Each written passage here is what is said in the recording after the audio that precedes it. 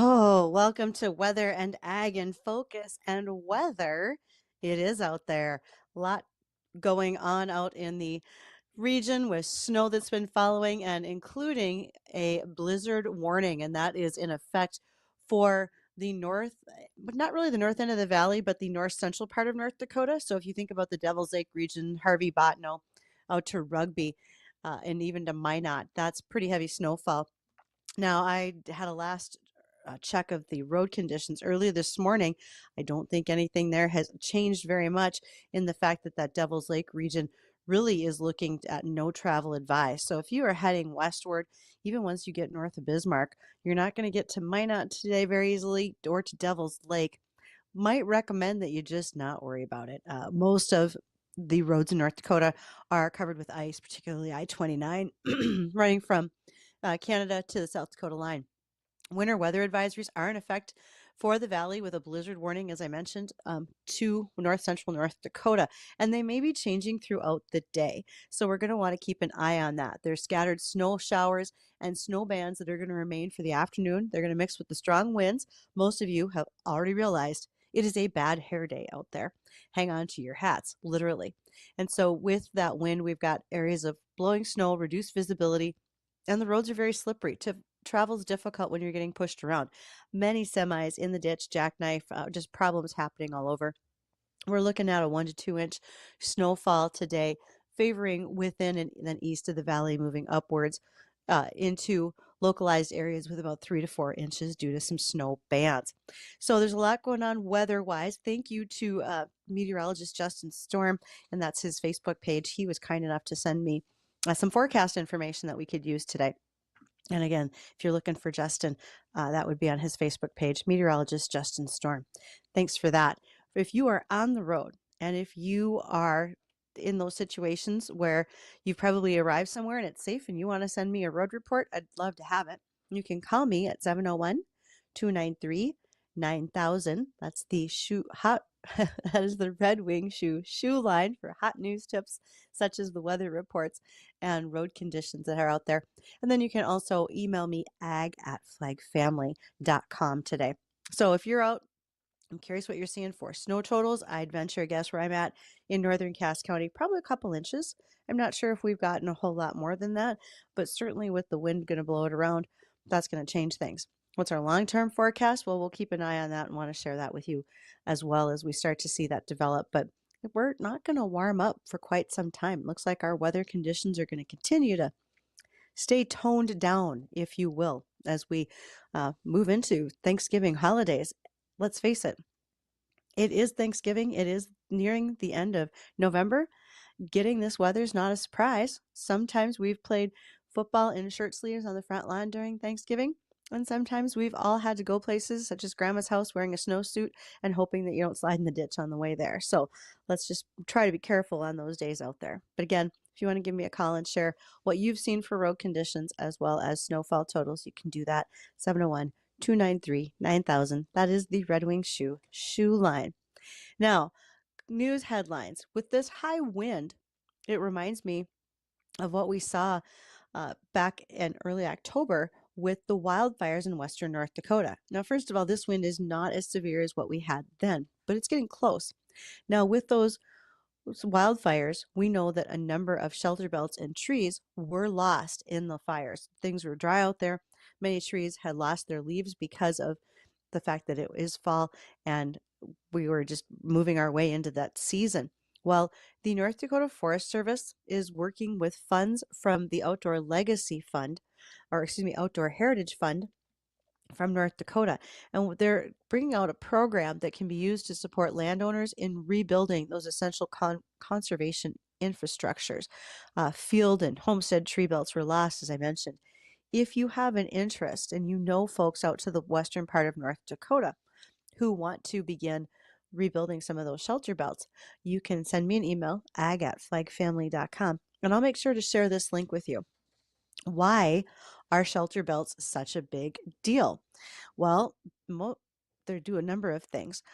Shelter belts were done early on in the state because we are such open prairie. And once tillage began, cultivating wheat and so forth, we saw a lot more soil erosion. So a way to keep that soil in place was to adapt more no-till practices, but then also plant more trees as windbreaks.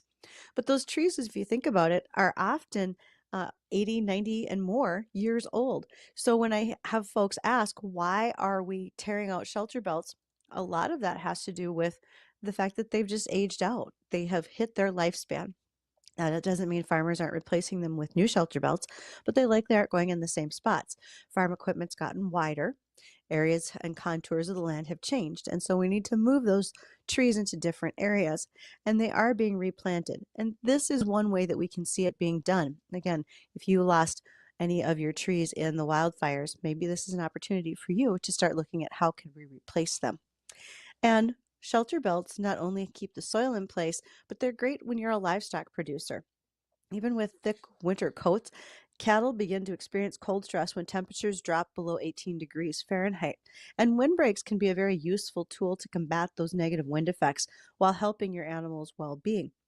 Warm-blooded animals, even just like humans, must maintain their internal body temperature within a comfort zone, and they need energy to keep warm. And the more energy they expend, the tougher it is on their bodies. So that impacts their performance for rate of gain, especially if you're looking at beef animals. So a 20-mile-an-hour wind is roughly equivalent to about a 30-degree drop in temperature. Now, none of us love that 30-degree drop in temperature. We certainly all had to start wearing long pants if you were still wearing shorts and grabbing winter coats. But it's no different that livestock are affected heavily by it as well. And they become very less efficient at converting their feed into energy. And so, in order to maintain that body temperature, of course, they need the energy. So, a rule of thumb amongst ranchers is that for every degree of cold stress that a cow faces, energy requirements increase by 1%. That's taken into account as food nutrition rations change as the animals are being fed. But if you take wind out of the equation, the animal is able to keep itself warm, continue to have rate of gain in a positive manner, and it's good for their overall health. So consider that if you have whether it's a shelter belt to put animals behind, or maybe you're using some of the upright metal ones that are freestanding, how much of an impact that has on livestock. It can be horses, it can be cattle, but keeping them out of the wind makes a huge difference. Speaking of the wildfires, North Dakota Stockman's Foundation has been taking donations and building a fund, it's called Out of the Ashes, in order to help folks recover from the wildfires that have happened. One of the announcements that recently came out is that incredible donations have been made to that fund, and it's now nearing $750,000 in donations that are going to be used to help farmers and ranchers, whether it is fencing supplies and so much more. And so we're looking for different ways to make sure that folks can apply for that. And if you are curious about that Stockman's Out of the Ashes Fund and want to make sure that people can apply, that's maybe you know someone, again, you can email me ag@flagfamily.com and I'll share that one with you as well. There's a lot of benefits that happen this time of year, and we're no different here at the WDAY family. One of our own, Jace Denman, you've heard Jace help me out before when I've needed a co-host, or you've heard him doing sports. He's also a co-host with Bonnie Amistadi in the mornings for Bonnie and Friends. Jace suffered a heart attack here a couple weeks ago, about 3 weeks ago now, and his progress is getting a little bit better, but he still has a long road of recovery. And so we are hosting a benefit for him that will be on December 1st from 4 to 8 p.m. That will be over in Moorhead. It's a spaghetti dinner, but we also have with it a silent auction and so much more. So we're asking you to please stop and join us that day from 4 to 8 so that we can make sure to support Jace and his family while he has to stay in the hospital in Minneapolis and recover from that heart attack and some of the problems that have come from it. Because we all know that when you have a heart attack like that, pretty massive, it takes a while for everything to start coming back around. So we're hoping for the best for Jace. So many more things to talk about today. I've got a number of headlines for us to get through, some special announcements that have come in the ag world that people want to hear about. And above all, guests because, as Addison, our sound engineer, mentioned, seems like I have a whole fleet of them today. But that's the best part is folks get to share their story. And we're going to be joined by Anna Lee. She is from NDSU and also two NDSU students. Both of them participated in the Soybean Nextile Design Challenge using soybeans literally in a project with fabrics and so forth to go ahead and do better, I guess you could say, by using soybeans in a variety of areas. So Kiera and Maddie are going to join us along with Anna Lee. We're going to learn so much more about using soybeans in textiles and fabrics, more than just what we normally think of with a soybean. So we're going to do that after a touch with the American Ag Network, and we'll be right back.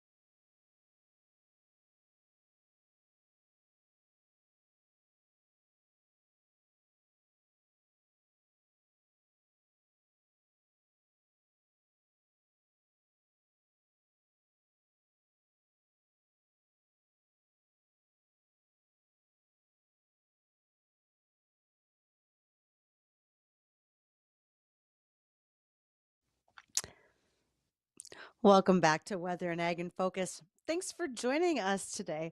On snow days like these, I don't know about everybody else, but you think ahead about kind of cuddling up in the house after, if everybody didn't have to go to school today and things like that. So, personally, I made a tater tot hot dish for lunch because why wouldn't you? It was either that or chilly, right, on a wintry type day like this.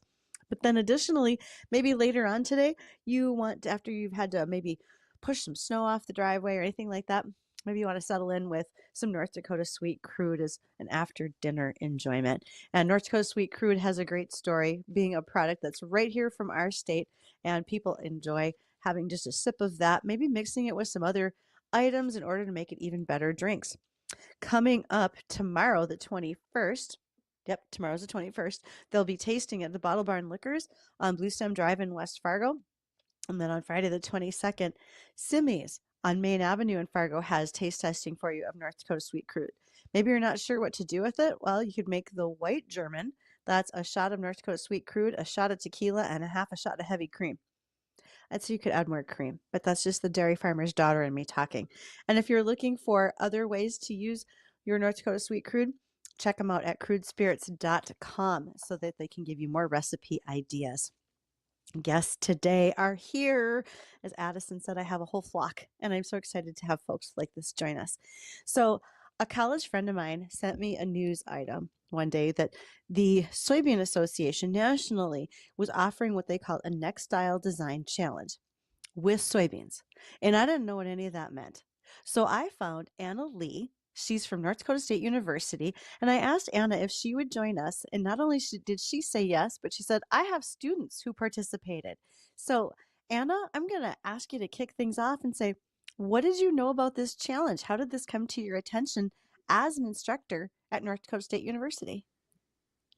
We were so excited when we had this opportunity. Our program, the Apparel Retail Merchandising and Design program at North Dakota State University, was really kind of ready for something like this within our textiles program. It actually lined up really well with the lectures and the labs that we were doing to learn more about textiles. We were contacted by someone at the North Dakota Soybean Association about this, and it just felt like a perfect matchup because what they proposed to us, or to a number of schools around the country, was the potential of working with soybean protein fibers that have already been established to develop new product, to really make the most of such an important crop that we have here in North Dakota, to find new ways to work with it. And so we had a class of about 28, and we split into 4 groups, and each of the 4 groups got to take their own approach. And the the proposals came across as they were created as videos, and we had 3 judges locally that reviewed them, and we have 2 representatives from our winning assignment here with us today to talk about their process. But they will also be going on to nationals to compete with 20 other schools in the nation on what they have also created for new product utilizing multiple elements of soybean fibers. So before I start to ask our students, Kira, Booth, and Maddie, Kirsten, I believe, about their project, Anna, I want to ask you, what were some of the other submissions that you saw that got kind of the juices flowing, the creativity that kids were doing? Yeah. Well, the students all kind of worked in their own kind of groups. And from what I understand, and Kira and Maddie can confirm this in a moment, but I think the groups were pretty secretive. And so nobody quite knew what the other groups were working on. But they knew that there were some great ideas being created. The other 3 groups, like everybody had just really amazing proposals, but they worked with, a number of them worked with the soybean faux leather, because I think a number of people saw, like, how can we be really productive with this and create something really like sustainable, right? But also in a way that is durable. And so I think that was where we had some really exciting ideas. There was somebody who utilized bleach and then a soy-based fabric dye to create like a bright pink, kind of almost bright pink red handbag. There was also a team that created a backpack and another team that created a wallet, and they all did really incredible surface design. I'm leaving out what what Kira and Maddie's group worked on because I really want them to dive into like their process. Well, absolutely. And I want to ask them about their project as well. But one thing struck me there, Anna, soybean faux leather. So that's real? There's actually a fake leather made out of soybeans? Yeah. Well, the interesting thing is that any faux leather up to this point is plastic. And this is something that, for those of us who work in the industry, see a lot of limitations. So, what can be called vegan leather actually involves a lot of elements that are harmful to the environment. So, the fact that we had this soy-based leather to work with was really exciting. I think that they really tested it to its limit with different applications that they worked through. But it was also, I think, the most enticing element because of its durability for the students. And while I can't go through the full how this soy-based leather is created, because I'm not in that part of the industry, I will say that it's utilizing the proteins to create fibers and to build up this this durable textile. Okay, there's a plethora of questions, and many of you may have them as well. So do not be shy about calling in. You can reach us on the Red Wing Shoe line at 701-293-9000. And as always, you can send me emails, ag@flagfamily.com. Plus, I'm watching what's going on my phone if you're sending me text messages and so forth. But I'm going to turn my attention to Kiera and Maddie as two students who were part of this design challenge. And okay, so first of all, I'm going to ask ladies, where is each of you from? And what was your initial reaction when you were told, hey, you're going to use soybeans in a textile design? So I'm originally from a small town in Minnesota called Pelican Rapids. And sorry, what was the second question you asked again? Well, first of all, the reason you made me giggle was because I'm like, oh, it's not that small. I student taught in Pelican Rapids. Okay, so now moving on. No um, way. what That's I crazy. did, I student like before you all were born, but that's okay. We'll talk about that later. So what was your first impression of using soybeans in a textile? And then I'm going to ask the same question to your partner. I think that's Maddie sitting beside you. Originally, my first thought was like, that doesn't really seem possible. It feels like we're just kind of reaching and trying to use everything we can to try to make something into a fabric. But the way that we've actually seen it being used and the amount of research we already did to make this project, it's just amazing how people's minds work to make something that's so useful and so prominent in our day and age into something sustainable like the fabric that we've used. And so, Maddie, I'm going to ask you that same question. Where did you grow up? And then what did you think of this to start? I'm from also kind of a small town in Minnesota, Dayton. Um, and my initial response was similar. I was kind of thinking, yeah, like this is a bit of a reach. Like, where did this come from? But it ended up being a really, really interesting project that really encompassed so much of what, I mean, soy is a huge crop in North Dakota. I know that much.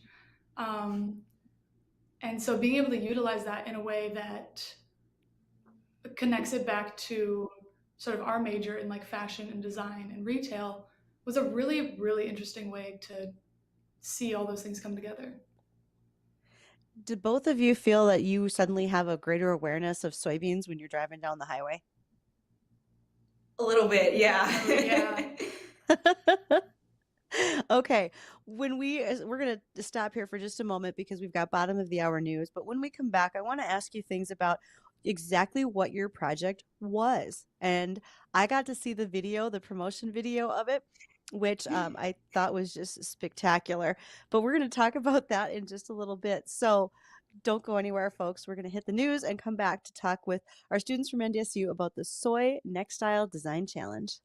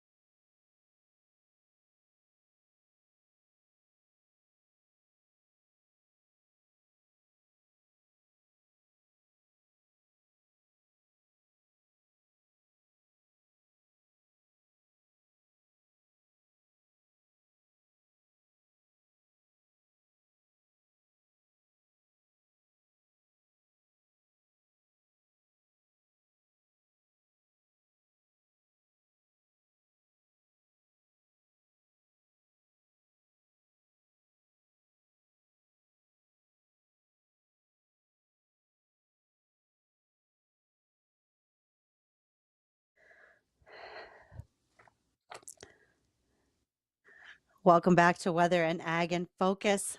Having a great time with you joining us today. Much appreciate that. And remember, you can be following along on our live stream on Facebook, YouTube, and Acres TV. So make sure that you do it. Now, I was going to go ahead and ask Addison, our sound engineer, to play the theme to The Office, that television show from a while back. And the reason I was going to do that is because I got to watch the submission video that our students, Kara Booth and Maddie Kirsten from NDSU, did when they created their entry for the Soy Textile Design Challenge. And I'm joined by those two ladies, as well as their instructor, Anna Lee from NDSU, talking about using soybeans in textiles. And so it's time for the big reveal, ladies. Tell us about your project. Who's going to go first to explain what wonderful thing you did? I think I can go first. Yeah. So basically, like the basis of the project was that we were given a certain amount of materials, and we had to incorporate so many things into it to basically like hit the requirements to compete. And so we used our cotton fabric, which is actually something a lot of people overlooked. But the original idea came from one of our other group members. She actually has a baby, and so we knew that when she was researching stuff that she came up with the idea of a baby blanket, and we knew that, hey, like this is a great idea because she's part of the research and development team. I knew she'd be actually very interested in what she was looking up, so it was very important for us to have a researcher be interested in what she was actually searching. And so we took the cotton fabric and we had a slate pigment and a soy milk. And our other member, Emerson, she actually made the blanket itself. So she had mixed the slate pigment and the milk together, and she had rubbed it in and let it sit for 2 hours to let the dye sit into the fabric. And after that, she washed it out. And originally, our original design, we had a soy wax that we used as a finishing over it to give it a soft feel. But the whole purpose of the blanket was to it was kind of a concept of, we've heard that sometimes baby blankets in hospitals aren't the best things to use for babies. Just depending on the breathability and stuff, it can cause eczema. And so the idea was to make a swaddle blanket for in hospitals so they don't get eczema, and so it's soft and breathable for the baby. And so the original idea to have soy wax wasn't the most useful, I guess, because you have to wash and dry it a lot, and wax and washer and dryers does not sound very efficient. So we had time to re-edit it before our final submission, and so in our final submission we don't have the soy wax.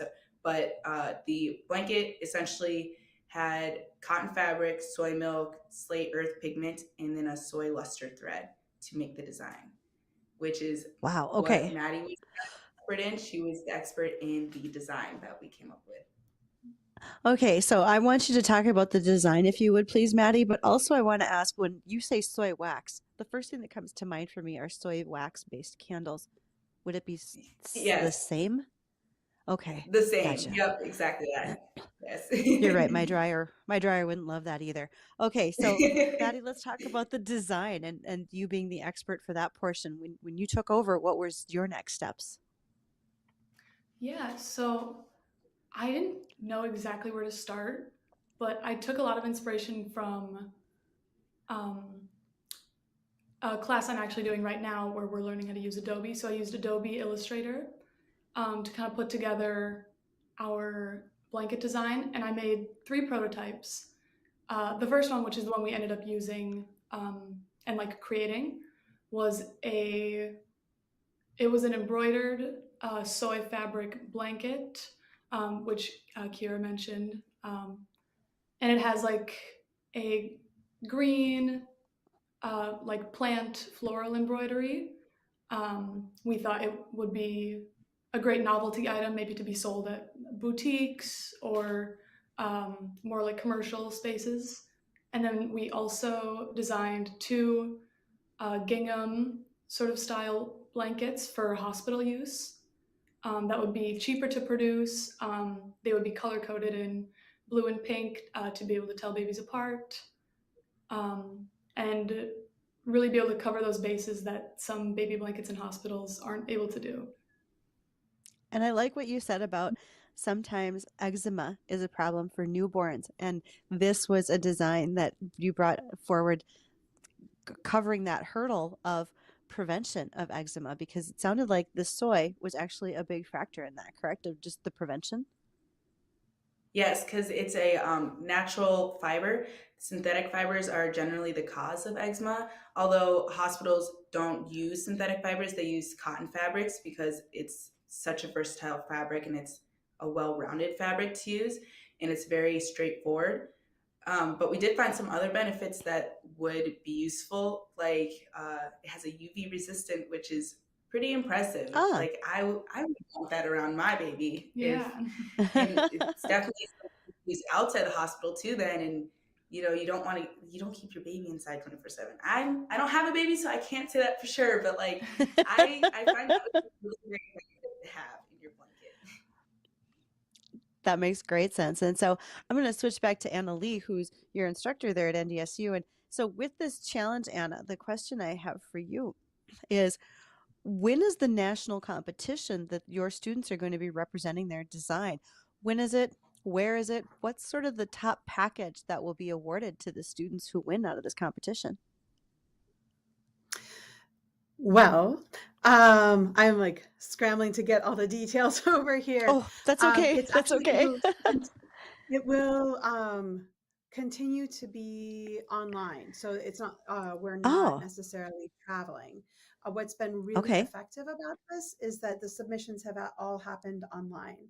So the deadline is like for resubmission. So there's 20 schools around the country that are submitting online Uh-huh. their reworked design. And that's Okay. by the beginning of December. And then there'll be a couple weeks to there will be a couple weeks to judge, and then the announcements will be made like I believe mid-December, and there will be scholarship dollars involved with Ah, that. We had a small scholarship for the winning groups for the school-based competition, and then there's a more generous scholarship that will be available in December as well. Anna, have you seen any of the other student designs from other universities? So if NDSU is submitting the baby's blanket that Kiera and Maddie were a part of that team project, what are some of the other things that you might have seen come in? Well, I have not had access to any of the other schools. It'll be so Oh, exciting to gotcha. see in December. But Yeah. what we have seen are past submissions that have won. And so what's been exciting about that has been anything from a textile used in a jacket to a wall hanging in a restaurant, that these fibers in multiple formats can be utilized in anywhere from interiors to apparel to, in this situation, something very productive and in need, which would be a baby blanket for sensitive skin, really. So what I love about the project that Kira and Maddie's team hit on was that not only was it aesthetically pleasing, but it really also met a need or solved a potential issue that has very real world implications. Wow, that is absolutely true because you can't just design something and walk away. The fact that it actually fits into daily life, it really matters. And so, Absolutely. ladies, I have another question for you as the students working on this project. So, Maddie and Kara, how long did it take for the whole project from beginning to end? How much time was invested, do you believe, in getting it done? I I can't I think it didn't really take us that much time to figure out. We Okay. had a very, very slow start. So even though our professor did give us ample amount of time to get this project done. Our group was definitely a little bit slower to start.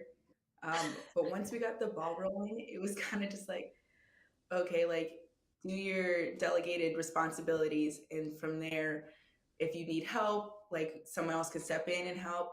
I would say though, like it probably took us like a week Yeah, I to think come up with the whole thing. once we got everyone kind of in their places working on what they had to be working on, it all came together relatively quickly. Hmm.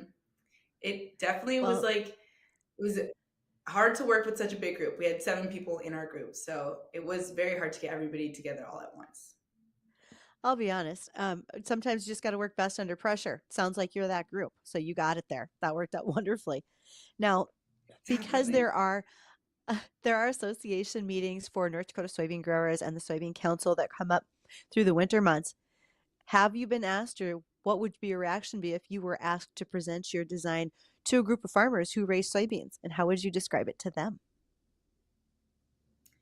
Definitely nerve wracking because they're definitely more educated on the topic of soybeans. This is very new to us, I feel like.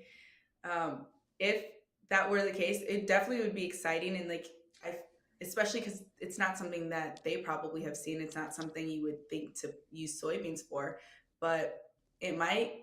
I think it would be a great opportunity for them to see like how much further they can take their products, and especially in this day and age, sustainability is huge, and soybeans can be used very sustainably. So I definitely think not only would it be so cool and amazing for us to present that, but I think it'd be just as beneficial for them to hear like how much further they can take, especially because soybeans can be used at least in this particular way.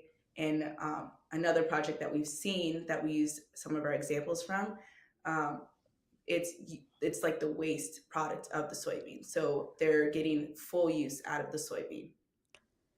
So, to all three of you, to Anna and to Maddie and to Kiera, what have you learned about soybeans, whether as a plant or as an industry? Was there some research about the actual crop as you were doing any of these projects?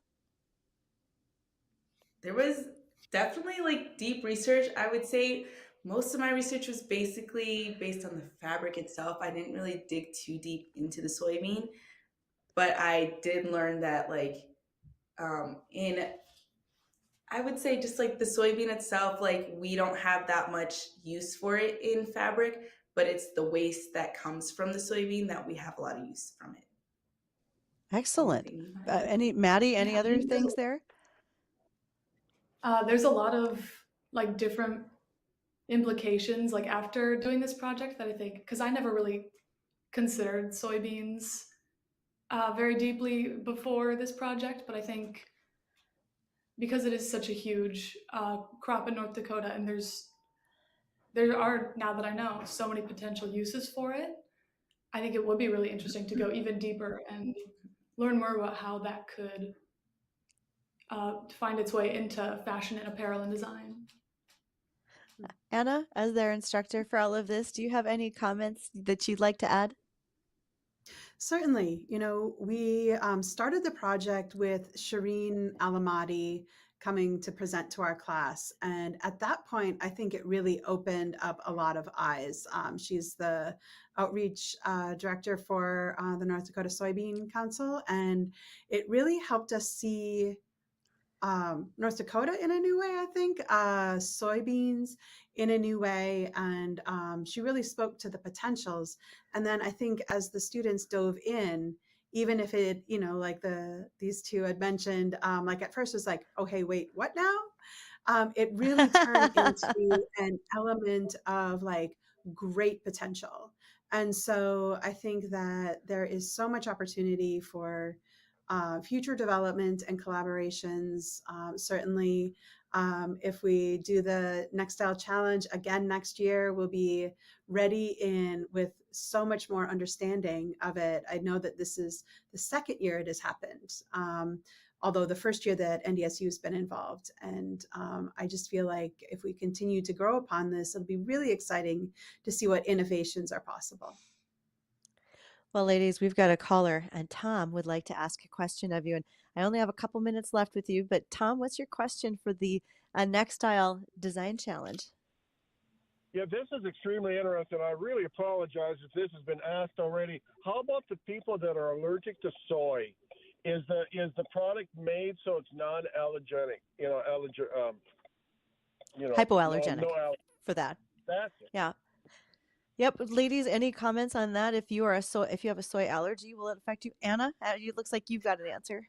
I believe it's a question that Shireen helped us with in the very beginning, because I think someone in our class asked a very similar, and because of the nature of utilizing the soy, so it would be worn on the skin versus ingested into the body, right? Okay. The allergy is totally different. It is hypoallergenic when it comes to wearing it. But if you were to try eat your soy-based T-shirt, maybe there'd be a problem. But I think it's two different types of allergenic responses. Well, Thank you. you guys have been. Thank you, Tom, for calling in to ask that question, and for everyone to answering it. Ladies, you've been just a pleasure to help visit with today, and I thank you for that. Folks who are listening and watching on the live stream, don't go anywhere. We've got to touch base on more weather and headlines, and we'll do that right after this.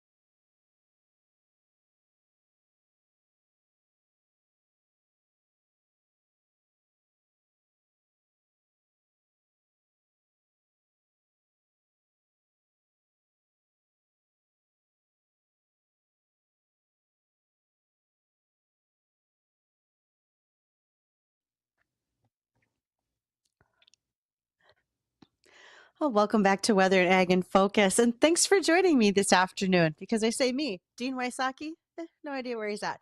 And as I told our sound engineer Addison on the break, yes, I'm a little stuffy today, so he's the only one who has to put up with the sneezy, achy, blowy her nose show on the break when none of you can hear me when I am over here frantically trying to make sure that we sound okay getting back on air. Now, little fun fact for you. We know that Elon Musk now has released a robot, if you will, called Optimus, and it looks humanoid and it's able to perform tasks such as serving hors d'oeuvres at your favorite fancy party. But what if farmers could start using Elon's idea?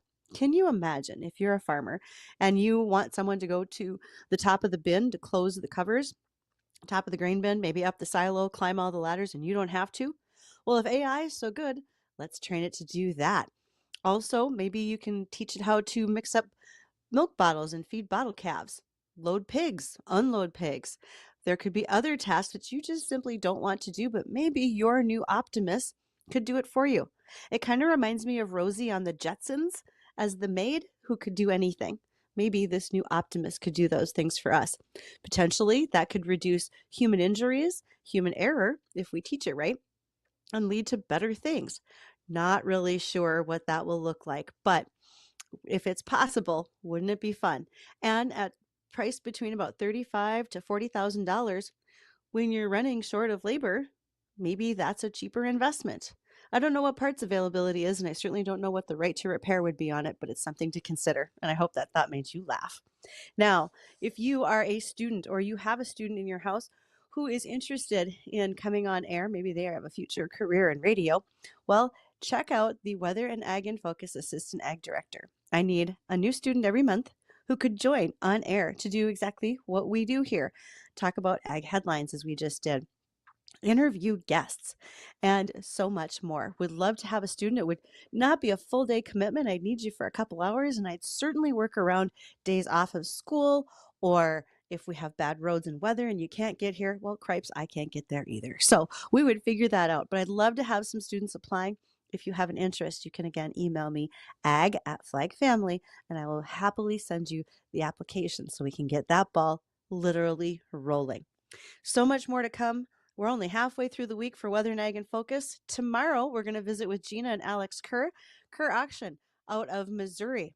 Why are we going to talk to an auction service out of Missouri? Well, you'll have to tune in to find out. Stay tuned for the Jay Thomas Show and see you tomorrow.